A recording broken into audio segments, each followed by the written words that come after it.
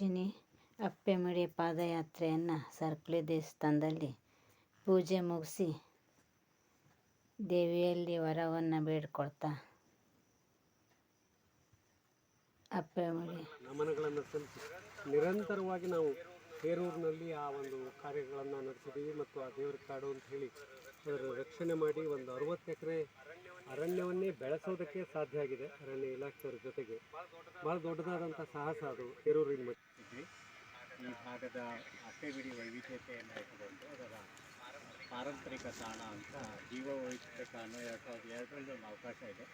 ಎಲ್ಲಿ genetical diversity ಹೆಚ್ಚಿಗೆ ಇರ್ಬೋದು, ಅದನ್ನು ಒಂದು ಹೆರಿಟೇಜ್ ಸೈಟ್ ಬ್ಯಾಡರ್ಸ್ಗೆ ಹೆರಿಟೇಜ್ ಸೈಟ್ ಅಂತ ಘೋಷಣೆ ಮಾಡಲಿಕ್ಕೆ ಆ ದೃಷ್ಟಿಯಲ್ಲಿ ಈ ಭಾಗವನ್ನು ನದಿ ಕಣಿವೆ ಅಂತೇಳಿದಂಥ ಅಪ್ಪೆಮಡಿಗಳನ್ನು ಒಂದು ಹೆರಿಟೇಜ್ ಸೈಟ್ ಅಂತ ಘೋಷಣೆ ಮಾಡಬೇಕು ಅಂತ ಒಂದು ಪ್ರಸ್ತಾವವನ್ನು ಸಲ್ಲಿಸಿದ್ವಿ. ಪ್ರಾಥಮಿಕವಾಗಿ ಒಪ್ಕೊಂಡಿದ್ದಾರೆ. ಅದಕ್ಕೆ ಇನ್ನೊಂದು ಮಾಹಿತಿಗಳನ್ನು ನಾವು ಸಂಗ್ರಹ ಮಾಡಬೇಕಾಗಿದೆ. ಆ ಮಾಹಿತಿಯ ಸಂಗ್ರಹ ಮಾಡುವ ಭಾಗವಾಗಿ ನಾವು ಈಗ 3 ದಿವಸದ ಪಾದಯಾತ್ರೆಯನ್ನು ಹಮ್ಮಿಕೊಂಡಿರ್ತೀವಿ. ಮುಖ್ಯವಾಗಿ ಈ ನದಿ ಕಣಿವೆಯಲ್ಲಿ ಸರಕುಳಿಯಿಂದ ಹಿಡಿದು ಇಂಚಳಿ ಜಲಪಾತದವರೆಗೆ ಆ ಭಾಗದಲ್ಲಿರುವಂತಹ ಎಲ್ಲ ವೈವಿಧ್ಯತೆಯನ್ನು ನಾವು ಸಂಗ್ರಹ ಮಾಡಬೇಕು. ಎಷ್ಟು ರೀತಿಯ ಅಪ್ಪೆಮಡಿ, ಅದಕ್ಕೆ ಬೇರೆ ಬೇರೆ ಸಸ್ಯಗಳಿದೆ ಮತ್ತು ಅಪ್ಪೆಮಡಿ ವಿಶೇಷವಾಗಿ ಯಾವ ರೀತಿ ಇದೆ, ಯಾವ ವಿಶೇಷತೆ ಇದೆ ಅನ್ನೋ ಎಲ್ಲವನ್ನೂ ಸಹ ನಾವು ದಾಖಲೆ ಮಾಡಬೇಕು. ದಾಖಲೆ ಮಾಡಲಿಕ್ಕೆ ನಾವು ಈಗ ಒಂದು 3 ರೀತಿಯ ಫಾರ್ಮ್ಯಾಟನ್ನು ಮಾಡಿದ್ದೇವೆ. ನಾವೆಲ್ಲರೂ ಸಹ ಅದ್ರ ಬಗ್ಗೆ ಒಂದು ಸಣ್ಣ ಸಣ್ಣ ಗುಂಪುಗಳನ್ನು ಮಾಡಿ ಆ ಗುಂಪುಗಳನ್ನು ಇಟ್ಟುಕೊಂಡು ಒಂದಷ್ಟು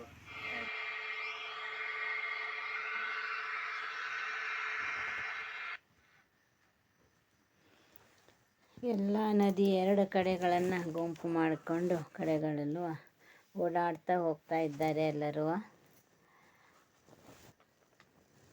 ಮಾಹಿತಿ ಇದ್ದವ್ರ ಹತ್ರ ಸಲಹೆ ಕೇಳ್ಕೊಳ್ತಾ ಬರೀ ಅಪ್ಪೆಮಡಿ ಒಂದೇ ಅಲ್ಲದೆ ಉಳಿದ ವೈವಿಧ್ಯತೆಯನ್ನು ಸಹ ಅವರು ದಾಖಲೆ ಮಾಡ್ತಾ ಹೋಗ್ತಾ ಇದ್ದಿದ್ರು.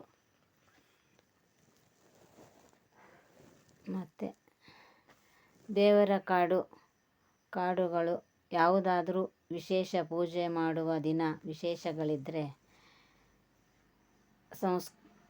ಪಾರಂಪರಿಕ ಮಾಹಿತಿಯನ್ನು ಸಹ ಸಂಗ್ರಹಿಸ್ತಾ ಹೋಗ್ತಾ ಇದ್ದಾರೆ. ಇದರ ಸಂಗಡ ಬೇರೆ ಸಸ್ಯಗಳು ಏನಿದ್ದರೂ ಅದರನ್ನು ಸಹ ದಾಖಲೆ ಮಾಡ್ತಾ ಹೋಗ್ತಾ ಇದ್ದಾರೆ. ಇದನ್ನೆಲ್ಲ ಸೇರಿ 3 ದಿನ ಅವರು ಈ ವಿಷಯ ಸಂಗ್ರಹಣೆ ಮಾಡ್ತಾರೆ. ಇದರಲ್ಲಿ ಭಾಗವಹಿಸಿದ್ದಕ್ಕೆ ನಮಗೆಲ್ಲ ಭಾರಿ ಖುಷಿಯಾಗಿದೆ. ಎಲ್ಲರಿಗೂ ಇಷ್ಟು ಹತ್ತಿರ ಇದ್ದರೂ ಇಷ್ಟು ಹತ್ತಿರದಿಂದ ನಾವು ಅಲ್ಲೆಲ್ಲ ಹೋಗಿ ನೋಡಲಿಲ್ಲಾಗಿತ್ತು. ಇನ್ನೂ ಎಷ್ಟು ಚಿಕ್ಕದಾದ ದಾರಿ, ಎಷ್ಟು ಇಳಿಜಾರಿನಲ್ಲಿ ದೊಡ್ಡ ಎತ್ತರ ಗುಡ್ಡದ ಮಧ್ಯದಲ್ಲಿ, ಕಾಡಿನ ಮಧ್ಯದಲ್ಲಿ ನಾವೆಲ್ಲ ಹೋಗ್ತಾ ಇದ್ದಿದ್ದು ಭಾರಿ ಖುಷಿ. ಎಲ್ಲರೂ ರುಚಿಯನ್ನು ನೋಡ್ತಾ ಅಪ್ಪೆಮಡಿದು ಎಲ್ಲವ